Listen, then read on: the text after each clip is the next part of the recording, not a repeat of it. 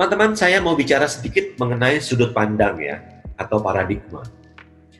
Dan coba saya mulai dulu dengan dua cerita yang sebenarnya mirip. Cerita pertama adalah tentang suplemen. Jadi suplemen pertama ini, yang A, itu dampaknya bisa bikin jantung deg-degan. Suplemen jantung deg-degan dan akhirnya lebih aktif, lebih berenergik ya. Suplemen yang kedua itu bisa bikin ngantuk. Jadi yang A ini energik, yang B bikin ngantuk.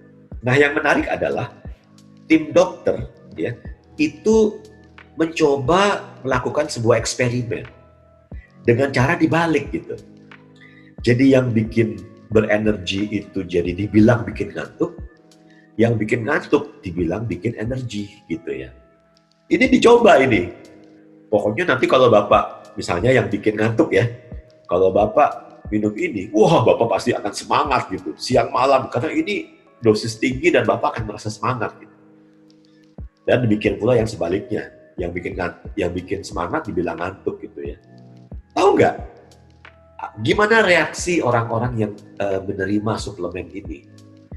Mereka melakukan bukan seperti komposisi pada suplemen itu, bukan. Mereka bertindak seperti yang dikatakan oleh tim dokter. Menarik ya? Padahal itu benar-benar tidak seperti yang tertulis di komposisi suplemen gitu. Ya, itu namanya efek placebo. Efek placebo.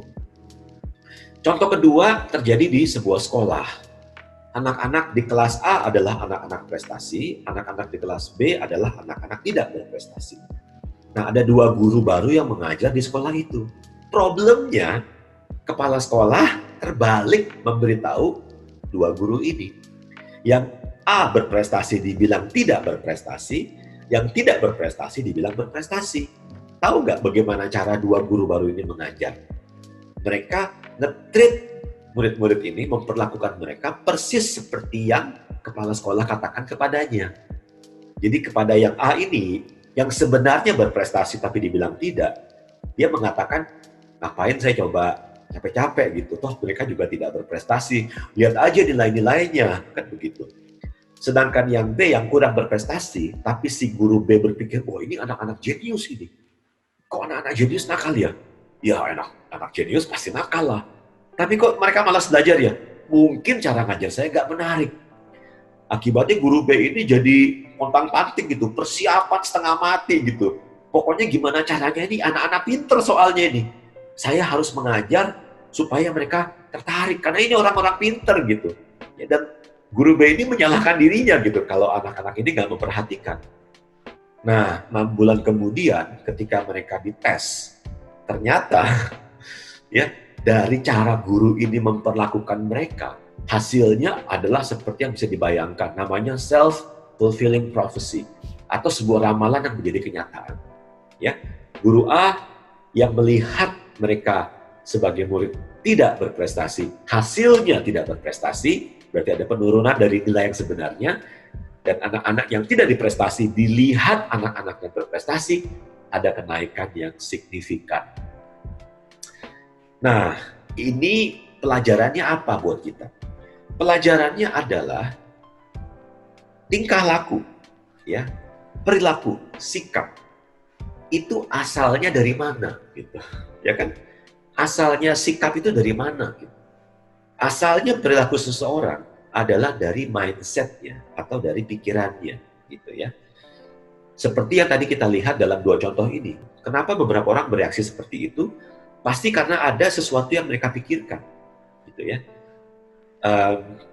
Contoh nih, kalau kita ngomongin tentang perilaku ya, perilakunya mungkin kalau dia karyawan ya, mungkin malas-malesan, terlambat, tidak mengerjakan tugas-tugas, buang sampah sembarangan, ya, tidak membersihkan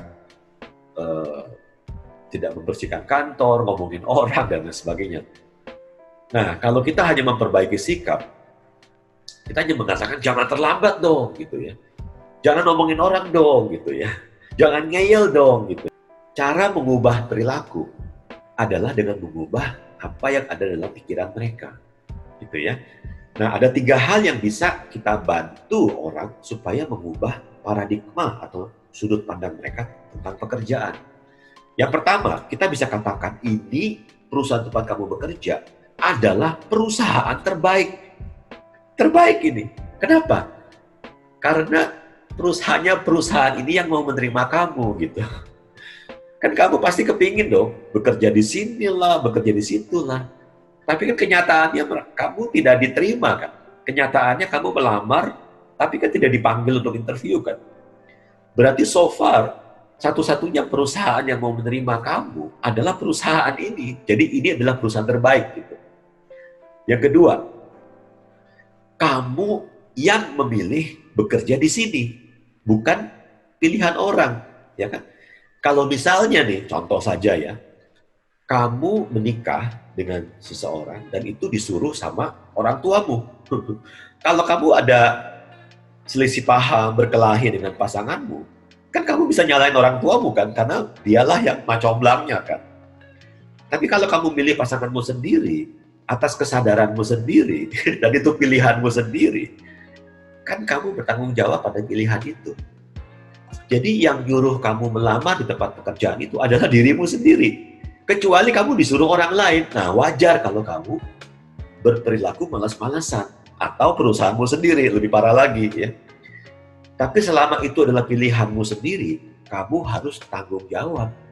Kamu harus bisa paksa dirimu untuk menyelesaikan kontrak kerjamu yang sudah kamu sepakati di awal. Yang ketiga, kita nggak boleh melihat ini sebagai sebuah keharusan. Gitu. Bagaimanapun juga kalau orang merasa dipaksa harus ya, harus bangun pagi, pengennya kan tidur terus kan, harus mandi dan berangkat kerja, harus gitu ya. Kata harus bekerja itu malas banget gitu ya. Tapi kita tidak harus bekerja loh. Itu harus kita pahami loh. Kita tidak harus bekerja. Dalam hidup ini kita punya banyak pilihan. Kita bisa berwirausaha. Ya, kalau kamu mau, kamu bisa berwirausaha. Kamu bisa beli franchise, kamu bisa buka toko, ya. Tapi kan kenyataannya kamu nggak buka franchise. Tapi kan kenyataannya kamu nggak buka toko, kan? Atau nggak beli franchise. Kamu bisa lebih punya banyak kebebasan waktu dengan cara menjadi seorang agen asuransi atau MLM. Bisa kan? Bebas waktu kan? Tapi kan kamu nggak mau. Kamu bisa juga jadi pegawai negeri. Tapi kamu tidak diterima sebagai pegawai negeri. Atau kamu nggak mau jadi pegawai negeri. Kamu bisa jadi apa? Guru les. Ya? Waktunya bebas. Bisa kan? Semua banyak banget pilihannya gitu. Kalau kita Google lowongan pekerjaan, pasti banyak banget gitu ya. Lowongan pekerjaan yang ada gitu. Tapi kan kamu nggak mau gitu. Ya. Kalau kamu tidak bekerja, kamu sadar bahwa kamu dikejar setiap bulan oleh biaya-biaya kan.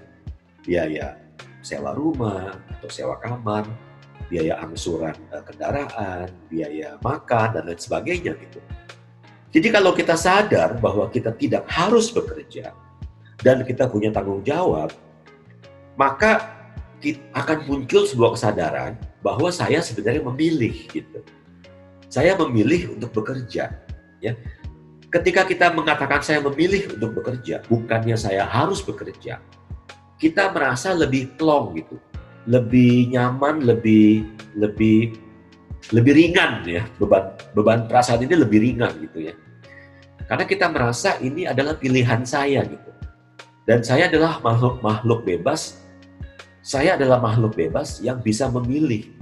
Dan saya punya banyak pilihan, tapi saya memilih untuk bekerja. Kalau perilaku kita adalah memilih untuk bekerja, pasti kita merasa lebih semangat gitu, lebih ada dorongan dan motivasi untuk mengerjakan tugas-tugas se-happy mungkin. Ya, mana ada tugas-tugas atau pekerjaan di dunia ini yang sama sekali nggak ada stresnya tuh kayaknya nggak ada deh ya. Bahkan menjadi seorang atlet, penyanyi, ya motivator sekalipun pasti ada saat-saat di mana kita merasa, aduh ini kok sulit sekali gitu. Pasti ada, itu resiko pekerjaan dimanapun, apapun bidangnya. Tapi kalau kita punya sudut pandang yang benar, ya ingat tadi ya, perilaku seseorang, sikap seseorang, di-driven atau diarahkan, diatur oleh pikirannya. Ya. Kalau pikirannya negatif terhadap perilaku ini, sikapnya akan negatif. Gitu. Tapi kalau pikirannya positif, sikapnya juga akan positif. Jadi jangan perbaiki tingkah laku, perbaiki pikiran mereka. Caranya gimana? Kasih kesadaran. Ya. Gugah kesadarannya, supaya dari kesadaran ini dia bisa lebih dapat memperbaiki perilakunya. Stephen Covey mengatakan kalau kamu mau membuat terobosan kecil, perbaiki sikapnya. Tapi kalau kamu mau membuat terobosan yang besar, yang signifikan, yang quantum leap katanya, rubahlah cara pandang. Ya, demikianlah inspirational charity kita hari ini. Thanks for watching.